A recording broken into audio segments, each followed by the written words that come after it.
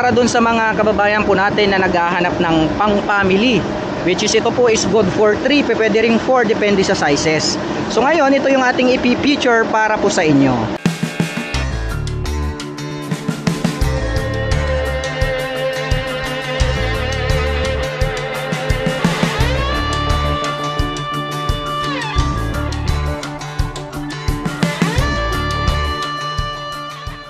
Titignan naman natin kung gaano kaganda itong kanilang Mako 2. So makikita naman natin pagdating pa lang sa kanyang headlight, meron po siyang 16 na LED lights dyan. Ayan o, parang mga machine guns. At the same time, nagkaroon po siya ng design dito sa left and right. At dito po sa gitna, mayroong mga parang naka-emboss sa ilalim. Napakaganda talaga at napaka-attractive nitong kanyang headlight design. At dito naman sa kanyang right and left corner, makikita naman natin dito yung kanyang napakalaking turn signals. At kung mapapansin nyo mga ka-LM, may kulay orange dyan na nakadrawing is arrow. So very visible talaga yan kasi nga tinuturo niya kung saan ka talaga turn or liliko, kanan ba or kaliwa.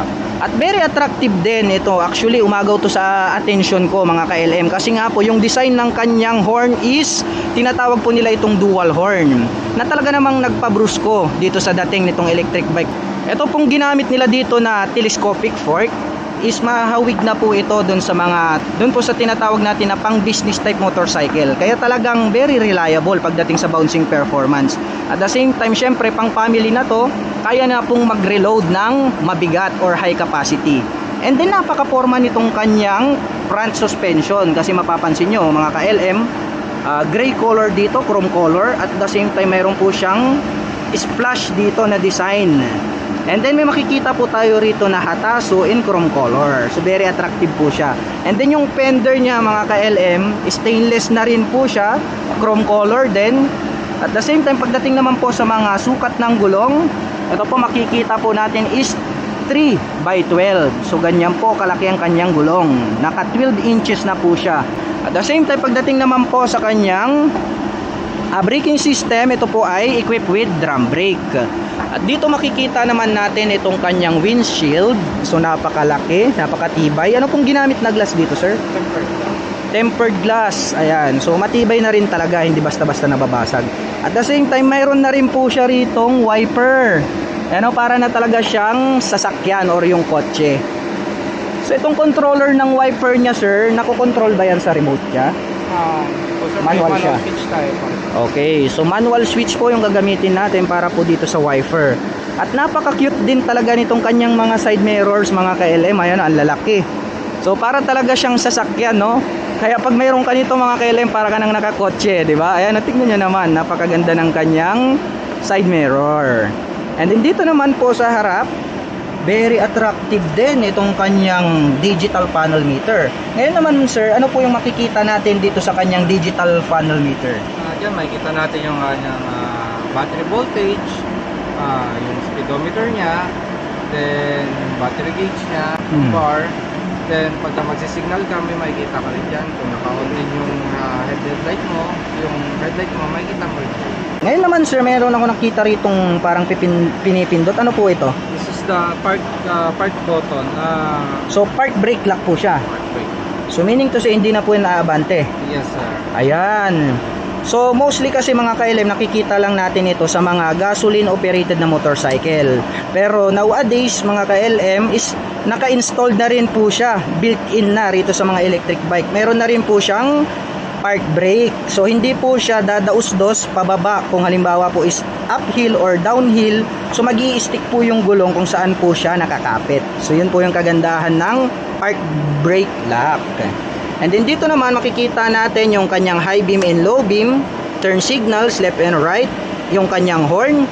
At dito naman po sa kanyang right side corner, nandito po yung driving mode. So fast forward po yan. And then yung reverse. So pwede po siyang abante, pwede po siyang paatras. At the same time, ito po ang kagandahan nito. Kung kanina yung nakita natin is mayroon lang po siyang 2 speed, ngayon po meron po siyang 3 speed dito. So meron tayong 1, 2, and 3. So mas mabilis po itong isang ito.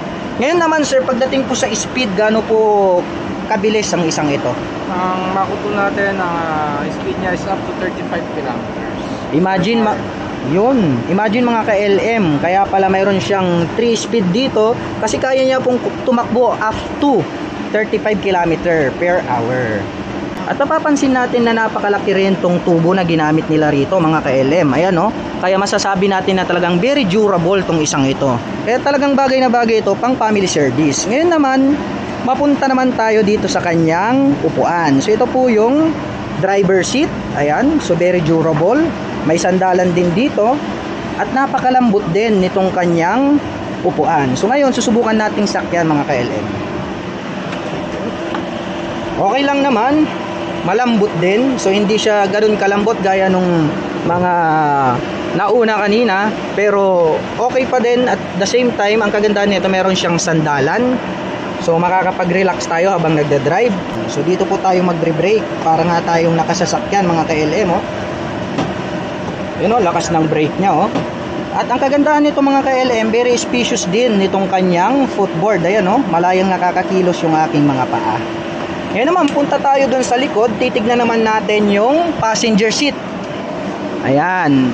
So ito pong kanyang passenger seat mga ka-LM, napakalaki.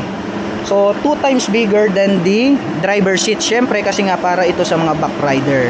Ganon din po yung kanyang sandalan, 2 times bigger than the driver seat. Ngayon naman, susukatin natin mga ka-LM kung ilang tao yung kasya rito. Ngayon, susubukan kong sumakay mga ka-LM. Sir, sakay ka din. Ayan. So, maluwag pa. May space pa rito mga ka-LM oh.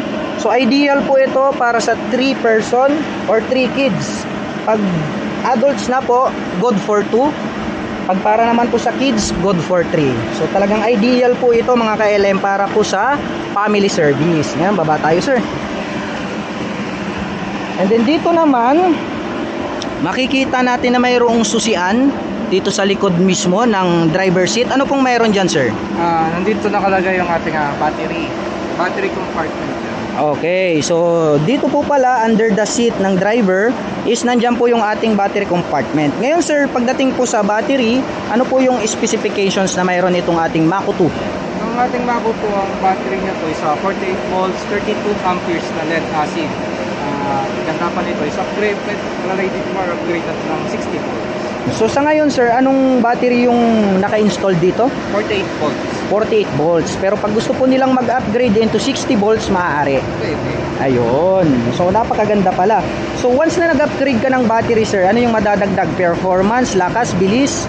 Halos lahat. And then yung driving distance, tama? Yeah. Ayan. At ngayon naman, dito po tayo sa likod. At dito naman makikita natin mga ka-LM sa likod na mayroon po itong rear basket. So ideal po ito pag ikaw po ay namamalengke. So sabihin na lang natin na yung mga karne na nagtutubig, pwede po nating ilagay rito. As long as hindi po natin mahawakan sa harap, pwede po nating i-storage dito. Ayan. So ganyan lang po siya. Pinupush lang po siya up. Ayan, nabubuksan na po siya. And then ito po is build out of metal. So durable naman po siya. So kayang mag-carry nito siguro up to 20 kilos. Kaya sir no? Tamang-tama sir, 20 kilos po talaga. Ayan. 20 kilos mga ka-LM kayang i-carry nitong ating rear basket. At gawa po ito sa bakal. Ngayon naman mga ka-LM, meron tayong makikita dito na susian. So meaning to say, ito pong passenger seat ay mayroong nakatagong storage. So ngayon ay bubuksan natin. Buksan natin sir.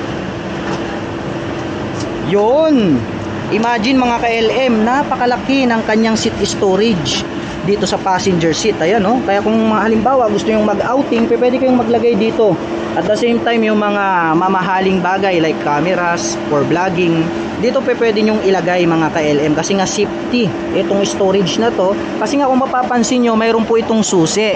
Kaya talagang very safe yung inyong mga gadgets pag dito nyo nilagay. And then pagdating naman sa mga sukat ng gulong dito sa likod, makikita po natin dito is 3x10. So dual po yan kasi nga po ito is 3 wheels itong electric bike na to. So 3x10, dalawa po yan. And then pagdating naman po sa kanyang braking system, makikita natin na ito po ay naka-drum brake. At makikita din naman po natin itong kanyang rear suspension, dalawa po yan, magkabilaan. So yan po is naka-dual shock absorber. So yan po, kayang-kaya pong bumuhat ng mabigat yan. So tatanungin natin si sir, sir yung kanyang naka-installed na rear suspension na dalawa, Ilang kilos po yung kaya niyang buhatin? Up to 250 kilos ang maximum load weight capacity ng ating bucket. Yun, napakabigat ng kaya niyang buhatin mga ka-LM. Up to 250 kilograms. Kasama na po lahat, including driver, passenger, and then yung mga ilalagay po natin sa ating storage. And then napaka-cute din talaga, agaw pansin din tong kanyang turn signals mga ka-LM. Kitang-kita talaga, very visible dito sa likod kasi dalawa yan, no? Mapapansin nyo, isa dyan at isa rin dito, parang kotse yung dating. May daytime running light dito, may LED light, and then may daytime running light ulit dito mga ka-LM, oh. Letter U. And then mayroon din po ritong tatlo. At mayroon din pong tatlong LED light dito sa gitna. So talagang napakaganda at saka napaka-modern na yung design nitong electric vehicle na to.